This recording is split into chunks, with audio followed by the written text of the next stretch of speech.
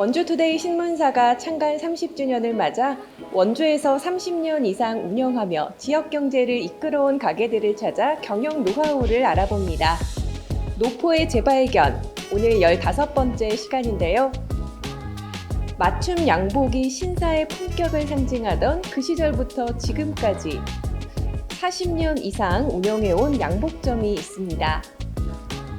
바로 이곳 원주 중앙시장 2층에 위치한 명양복점인데요. 그 시절 신사의 품격 이야기부터 한자리를 오랜 시간 지켜온 장인의 노하우까지 오늘 들어봅니다. 한때 원주 최고의 번화가였던 중앙동에서 원주 최고의 상권이자 원주 경제를 견인하는 주역이었던 중앙시장. 지금은 옛날의 화려함이 무색하리 많지 찾는 사람이 많지 않아 중앙시장 골목은 썰렁한 모습인데요. 지금도 원주를 대표하는 전통시장이라는 명성은 그대로 유지하고 있습니다. 원주투데이가 찾은 중앙시장 2층의 명양복점도 이러한 세월의 흐름을 겪어낸 곳인데요. 길게 걸린 양복 원단과 재단 가위가 묵묵히 손님을 기다리고 있습니다. 지금 엊그제 옷을 해가신 분 있었고 90이 넘으신 분도 오셔서 옷을 해가신 적이 있는데, 어떤 경우는 젊은 시절에 맞춤복만 해 입다가 유행되니까 기성복을 입기 시작하고 자녀들에게 선물 받아서 입고 그랬는데 몸에 제대로 맞지 않고 불편한 거예요. 그래서 이제 옷을 맞추러 오시는데, 그런 분들은 내가 이 옷을 얼마나 오래 입을지는 모르겠으나 그래도 내 몸에 맞는 편안한 옷을 입고 싶다. 이래서 와서 심지어는 오버코트를 90이 넘으신 분이 와서 맞추신 경우가 있었는데, 따님이 나중에 찾아오셨어요. 아버지하고 아유 지인에게 좀 말씀을 하시지 그러더니 따님이 옷을 찾아주시더라고. 약국하는 분인데 그런 경험이 있어요. 그러니까 일상생활에서 내가 입었던 옷에 대한 것도 이제 새록새록 옛날 추억도 생각나고, 더 나이 들기 전에 내 마음에 드는 옷을 좀 입고 싶다 하는 그런 분들도 가끔은 만나게 돼요. 이 양복이 뭔가 이 신사의 품격이다, 약간 이런 말도 그냥 우스갯소리로 있었거든요.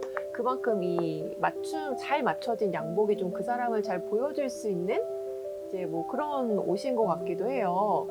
근데 예전에 그 시대에 약간 이 신사의 품격을 어떻게 보면 만들어주신 분이잖아요. 근데 지금까지 해오면서 옛날 겪었던 일, 손님들에 대한 거를 가끔 이렇게 떠오르게 되는데, 정말 옷을 내게 맞는 옷, 내 품격을 제대로 나타낼 수 있는 옷을 선택을 하고 그 옷을 입는 그 과정도 제대로 알고 입는 그런 손님이 참 드물어요. 있긴 있는데 아주 드물어요. 그러니까 아주 그렇게 제대로 옷을 품격 있게 갖춰 입는 사람은 어디 가서 앉더라도 함부로 앉지 않고, 몸놀림도 행동도 함부로 하질 않아요. 처음에 이 기성복이 우리나라에 공장이 만들어지고 대량 생산할 때 전혀 한국 사람 체형에 맞는 옷이 나오질 않았어요. 그래서 기성복 판매하는 집에서 그걸 양복 기술자들한테 의뢰해가지고 옷을 줄이고 늘리고 수선을 해서 옷을 팔았지, 걸려있는 옷 그 자체를 그냥 쉽게 팔 수 없는 기성복 사회가 우리나라에 들어왔던 거예요. 그래서 이 본지, 이 양복을 재단하는 본지가 이제 그 패턴이라고 그러잖아요. 근데 이 패턴을 그 기계에 맞도록 만들어놨기 때문에 그 본질을 가져다가 그대로 그렇게 재단을 해야 그 기계로 기성복을 만들 수가 있었기 때문에, 그럼 한국 사람 그때는 지금처럼 잘 먹질 못해 그랬는지 좀 마른 사람이 많았잖아요. 전혀 맞질 않고, 그러니까 그걸 줄이고 뭐 고치고 이러고 보면은 옷은 옷대로 망가지고 그 사람 옷을 입었을 때 전혀 어울리지 않는 옷,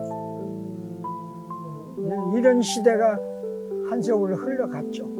그 다음부터 이제 한국인에게 맞는 이 패턴을 우리가 개발하기 시작하고, 거기에 맞는 기계를 이제 수정을 하고 조작을 해서 결국 일본하고 결국 합작을 하면서 기성복이 한국인에게 맞는 옷이 나오기 시작을 한 거예요. 그러면 선생님이 생각하시는 정말 어떤 좋은 양복, 잘 만들어진 옷, 이거는 어떤 거예요? 그 옷은요, 요즘에는 전혀 구경할 수도 없는 옷들이 옛날에는 있었는데, 그 옷들이 속옷, 중간에 입는 옷, 겉옷, 직업상 입는 옷, 의식에 입는 옷, 예식에 입는 옷, 모든 게 다 달라요. 또 거기에 그 품종에 따라서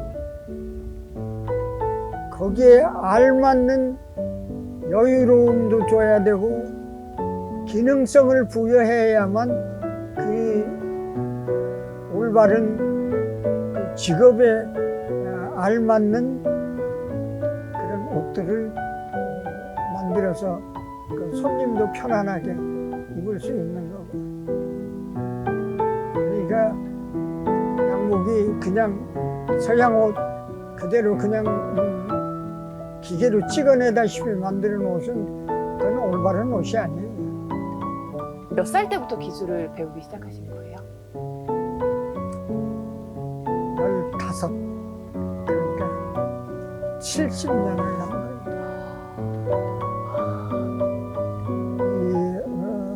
다른 기술도 그렇지만 기초부터 양복 기술을 배울 때는 바늘 쥐는 그 방법부터 배워야 돼요. 바늘을 제대로 쥐일 줄 모르면 바느질을 제대로 못해요. 바느질을 할 때 어떻게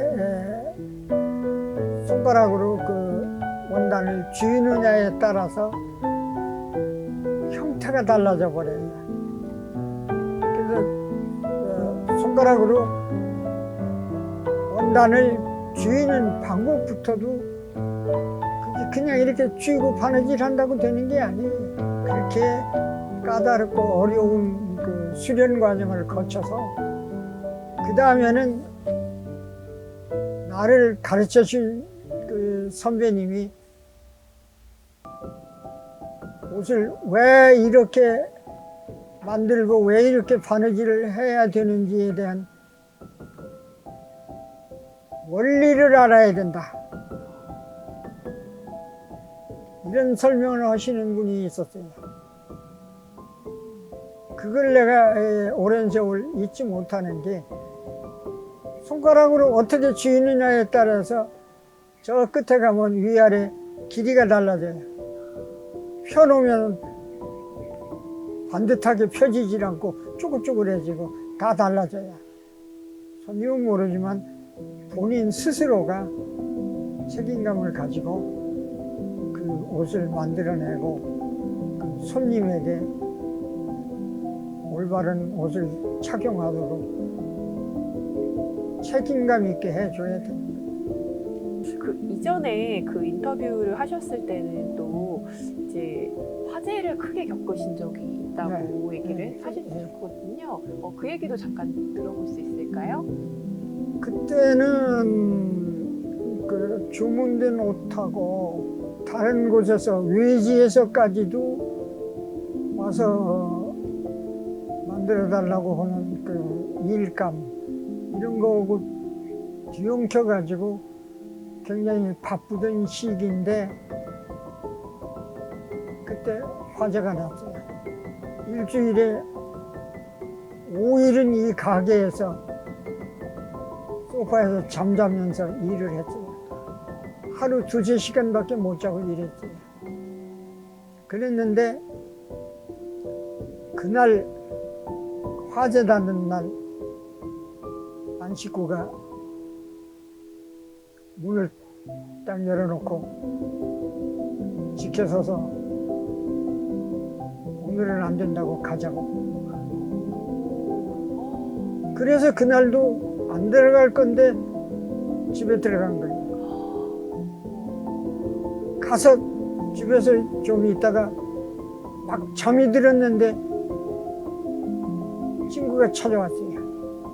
그때 마침 그 사람이 내가 여기 데리고 일하던 친구인데 이웃집에서 여럿이 모여서